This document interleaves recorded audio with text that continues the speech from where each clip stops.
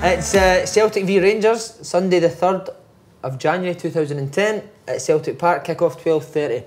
We're back at Celtic Park and the lie of the land is very different from the previous game discussed. Rangers are champions under Walter Smith, holding a 7-point lead over Celtic at the halfway mark, who are in a period of transition under your mate Tony Mowbray.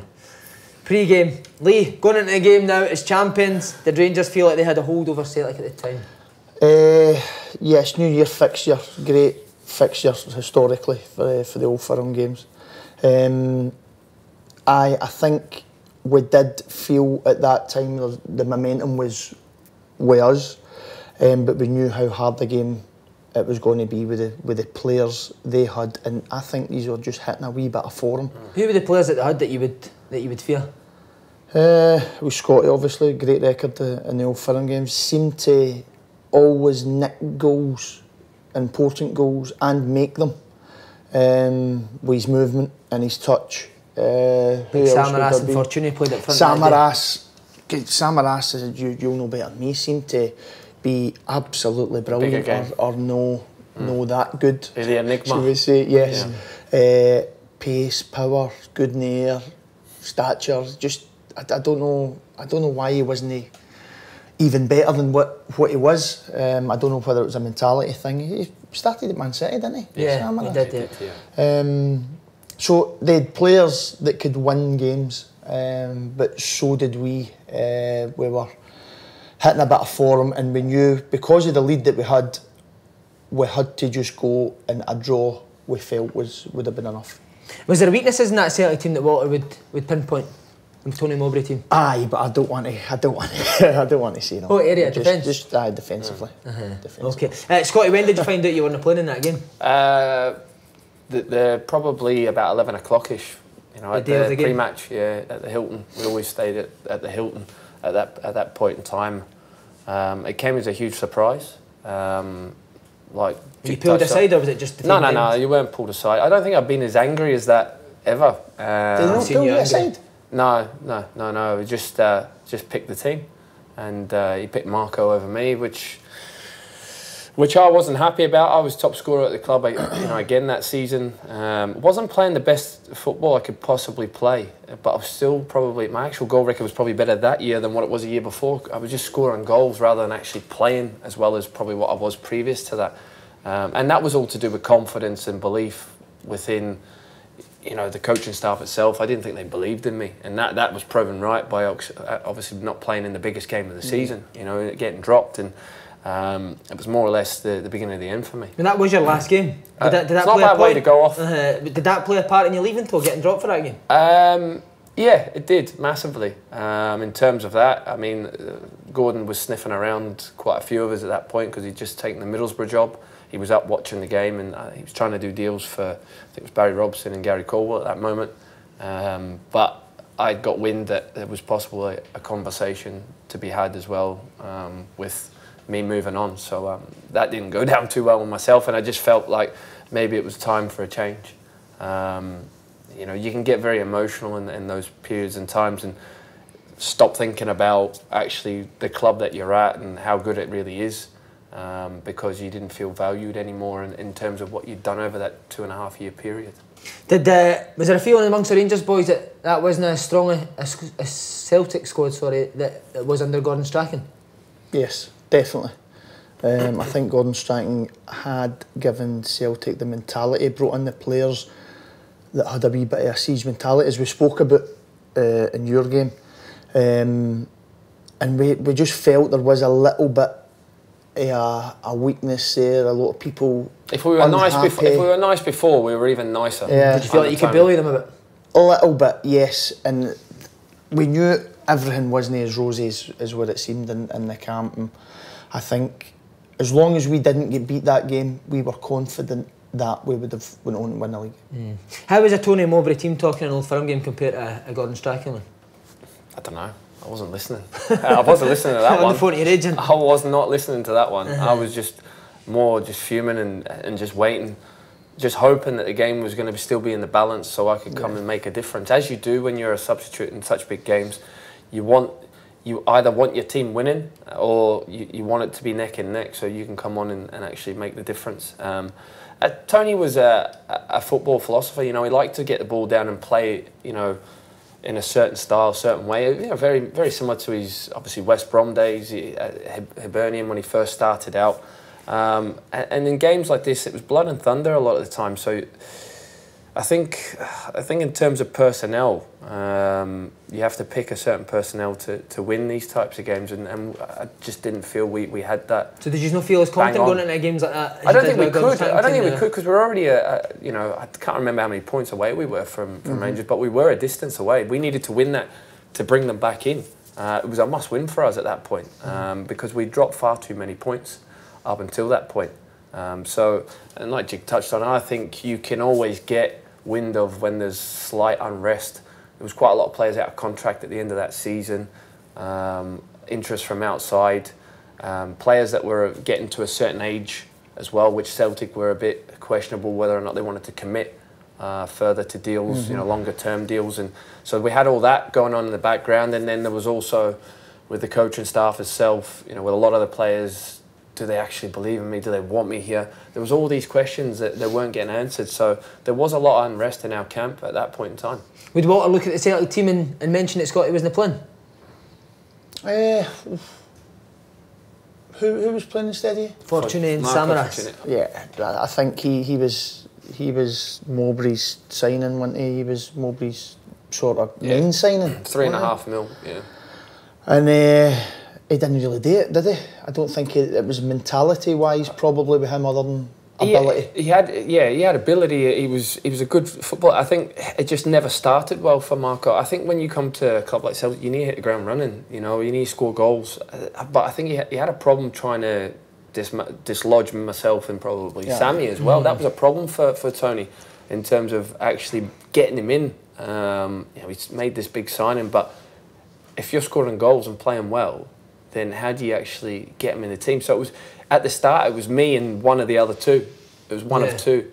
And I remember him saying something to me about Sammy, saying, "Oh, he's such a great lad and he's easy to deal with." I mean, I'm the complete opposite, you know. So I'm like, "Oh, you know, what do you want? You know, I want to play. I'm not here to make up the numbers. You know, I'm here to score goals and be the man. That's what I want to be." And that you had that mentality as a younger player. Especially at a club like that, you had to be stone-faced at times, and I still probably am. But where did you play that day, Jig? I played centre mid. Centre mid that Running day. the show, pulling the strings. I wouldn't say pulling the strings. What was were you assigned a specific job for Walter? No, really, but just stay away from the ball. Get forward and just stay as far away from the ball as possible. This was him starting to go on the old reverse. Centre forward, left wings. It was more. Old Firm games were more winning second balls and winning the fight, especially the first 15, 20 minutes. You need to win the battle and earn the right to play, as everybody says. And we were a pretty physical team. And it was just play in the middle, try and get forward, make sure you get back. Davy Weir always behind you, telling you where to go and what to do. So I really enjoyed it in the middle of the park. Really, really enjoyed it, especially the bigger games. I found it harder, the games are playing maybe a bottom 6 team. You get more time in the ball and you're expecting to hit a 50-yard through ball, and it wasn't really my game. So I think that I enjoyed the bigger games. Who were you in there with Davis?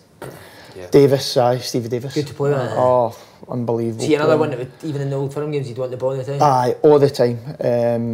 And went forward more so than backwards with the ball in possession, and run forward, score goals, free kicks.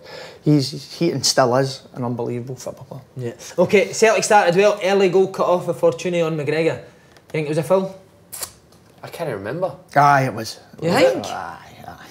Craigsy doesn't go down there. He doesn't go too easy. I don't know, I watched it last night. It's the stats not up? Well, the stats not up, no? No, it's the ball's up in the air and he jumps up. Ah, yes. Right. You think it's a foul? You can't do that to goalies nowadays. Can't do it. No, I think it's too much protection there. I don't know. I think in big games like that, it's a big call from the referee if he gives it. Imagine the controversy if he was to let that one slide. See, do you get around the referee as well? Aye, of course you do. Every tackle, every... Yeah, I mean, those two teams, especially at that point, you know, had characters, like you said, and you would try and influence the referee, bully them in the big occasions, or try and get in their head. You had to. It happens everywhere. I think with the how big the game is, we're talking about the nerves before the game. Referees are nervous. So a lot of players try and get into the ref's head by influencing them. That's just what happens, and it still happens. An 18-year-old Danny Wilson came in for Bigera, who left for the Nations Cup. How did you help a young kid making his first I think he's the perfect guy next to him, and Big Davey to talk him through it. And when Danny came in, he played like an experienced player. He was obviously he got his move to Liverpool, but the bigger the game, the better he seemed to play, and he was brilliant in that game. I was gutted. I wasn't must have been looking at an 18-year-old absolutely, thinking, absolutely. You go for them and you aim for them. You would do exactly the same. You know, no matter how good a player is, under those circumstances, playing away from home, you want to go and batter him and target him, and you keep it away for Davey as much as possible, or you go and play on him, and you try and isolate him. Was that frustrating? Because Samaras and Fortuny wouldn't have been the type that would go and do that. You know, I can't speak for them, but you know, definitely for me, you know, looking at that and him playing, you're like, oh, what an opportunity today. You know, to get at him and test him. Not to say he wouldn't have been up for the test itself, because Danny is a good player, but just under the circumstances and being not experienced at that point. And you'd have probably gave him one in the first minute or two, wouldn't you, to see how he reacts as well. So that's you testing his mentality as well. Who were you up against now, Bruni? What would have been? Nguemo. Nguemo it was actually, you're right, it was Nguemo. So that was fine. Easy work. How frustrating to us, because Celtic started well, creating a lot of chances. I think Barry Robson hit the bar. Yeah. How frustrating to sit on the bench and watch these chances being created? Oh, look, frustrated, because we weren't taking, obviously, the chances itself, and you're thinking that you would take them. You're always going to think that as a goal scorer. But I think that was... it was something of Tony's teams. You know, we'd play good football quite a lot, but not kill teams off, not punish them at the right moments. I think that was something that let us down under Tony's teams, because some of the football we played was fantastic. It was just going back the way. We were always vulnerable. You get the shout on 71 minutes. How much pressure is there? 20 minutes to go save Celtic's season. No pressure at all. I just took it bull by the horns. It was like, right, fucking I'm coming on here, I'm going to show you. You know, and that was my attitude. I think within 30 seconds I had a shot on goal. And I was right up for it. Right from the word go, I wanted to make the difference. And I was actually playing with a hernia at the time as well. I mean, that was the reason why that was my last game for Celtic, because I was still there till the end of the January window. But actually, I ripped it completely in that game. There was a corner coming, I tried to head it. I completely ripped my abdomen along with my hernia within it as well. Wow. 20 minutes to go, you just playing it, trying to get a draw? Right, that was the sort of thing. Come away, a draw, and we'll be confident. I remember Celtic having an awful lot of pressure that game, awful lot of possession that game, and we were just sitting in and defending and... quite comfortable? Well, wee bit of luck with the one you says with McGregor and Fortuny, wasn't it? The goal, the hitting the bar, Robbo hitting the bar. So we had a wee bit of luck on our side that day, but you're always thinking 20 minutes to go, whatever it was. Come on, just see it. Maybe need another wee bit of luck, or we might actually get a chance here. Was there never a feeling that we want to go in and win the game and batter teams? I wouldn't say we weren't trying to win the game and we played for a draw. It's just the way Celtic are a good team, and it's a hard place to go and play, open up and play, as recently a lot of teams have found it. So we knew we just had to be compact, stick together, and just get the result. And McGeady gets the ball, couple of wee tricks. You expecting the cross, or are you expecting? I'm expecting it, yeah. I'm expecting it. I think I'm just playing on the last man, you know, in terms of the shoulder, and I managed to beat the offside trap, and it's a wonderful ball from Aiden. You know, some great feet, like you said. I think it was an underplayed pass to him in the first place. We manages to nick it away for I think it's Witts, I think Whittaker. And he gets by him, and then goes to the next one, and he cross it back, cuts back onto his left, and plays a lovely little dink ball. By that time, I think Davey Weir's looking and going, oh no.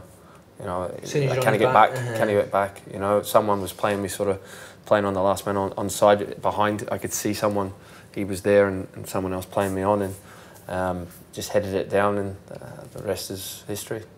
And is there a wee bit of feeling there, like, get it up, you know? Oh yeah, of course.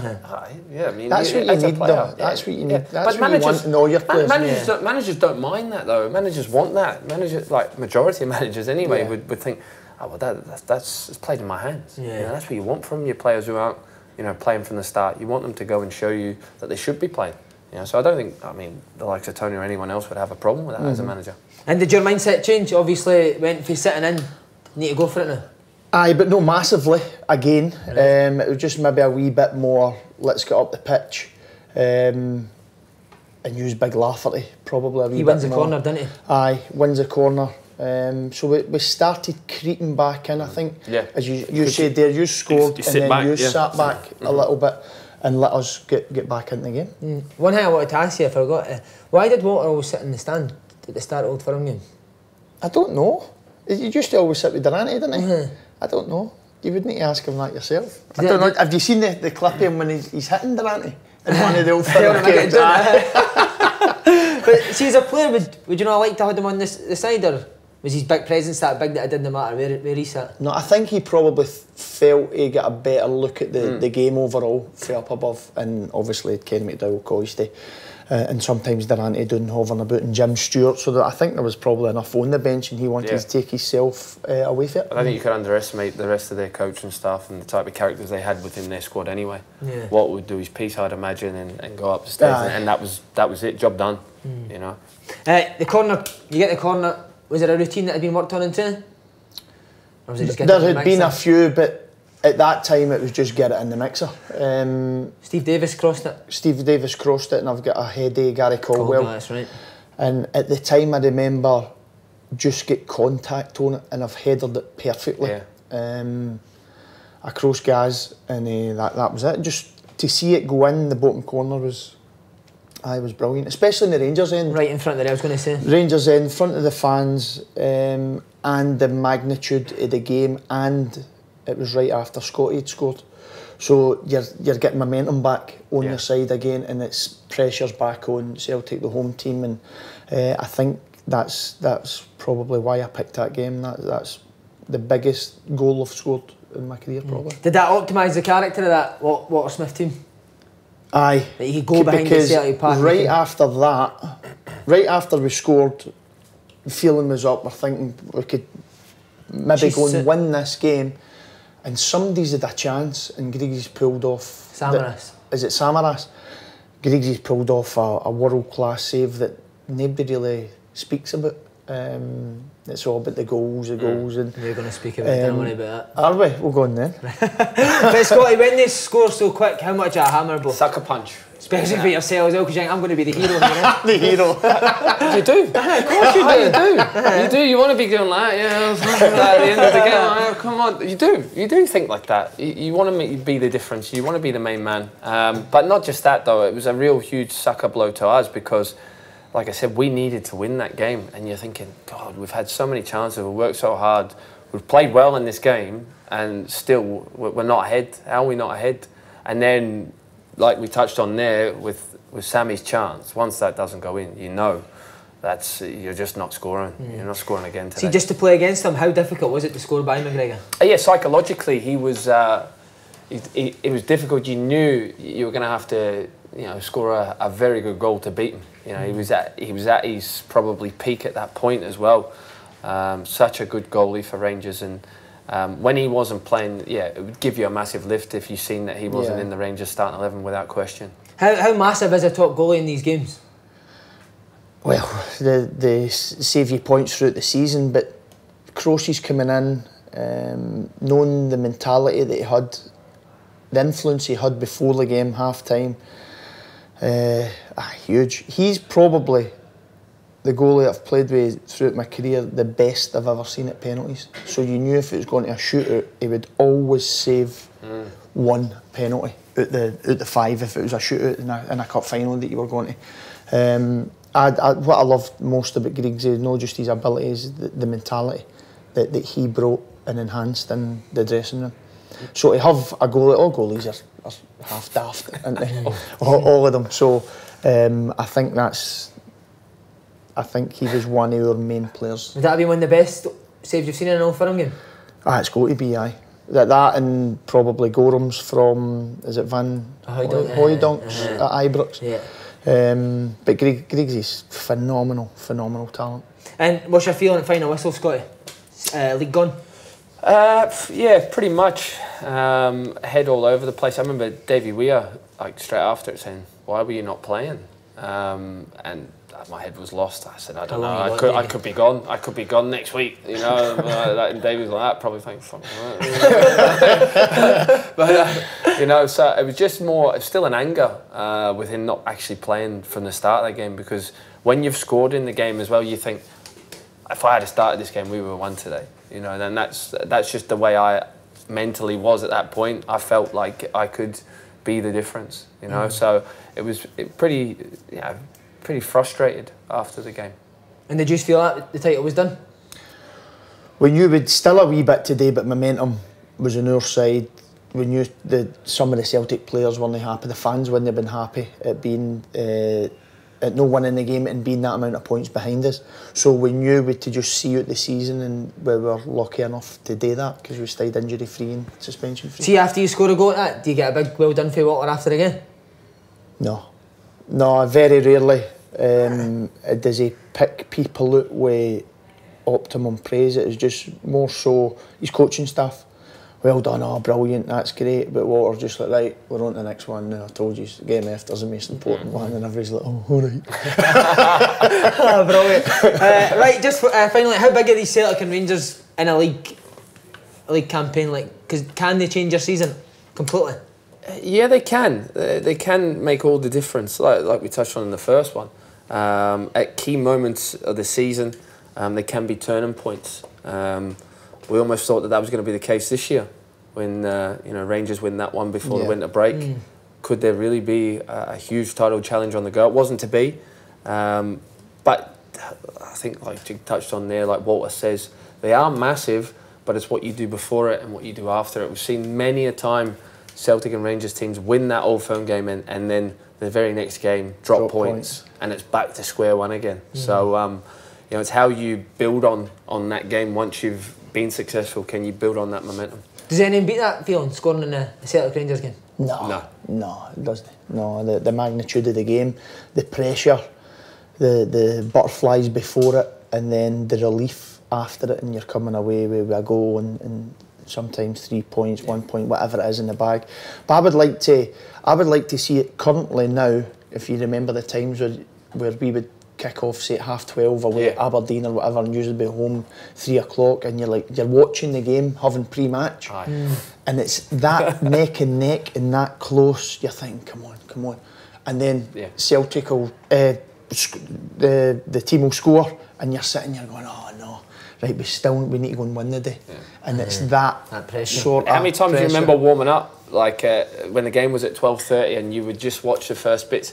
And then you would be out for your warm-up because you hadn't been able to see the rest of the game, and then you would just hear the crowd go, yeah, and you're like, oh, this is brilliant. I can't wait for this game to start. Let's get the win. So I think we've come away from that the last few years because there's been a bit of a gap, and hopefully next season now it will be that neck and neck where the pressure's on. Even as you're watching the early kick-off, you think, come on, drop some points. And the day you get a lift, or they don't, you're thinking, oh, here we go, we need to make sure we win this, and that's the pressure here. And just finally, do you miss it? Of course you miss it. I mean, there's some things you don't miss on it because just there's so much pressure. But when you're in your prime and you're in it, and you're so confident and you enjoy it, and like you said, they're the biggest goals you score because it means so much to the people. You know, and you're treated as a hero when it happens, and there's no better feeling as a football player. You can have all the money you want and everything else, but days like that and winning things are the biggest pinnacles in a footballer's career. You can have all the money you want, and you two have definitely got plenty. Thanks very much, lads. Nice.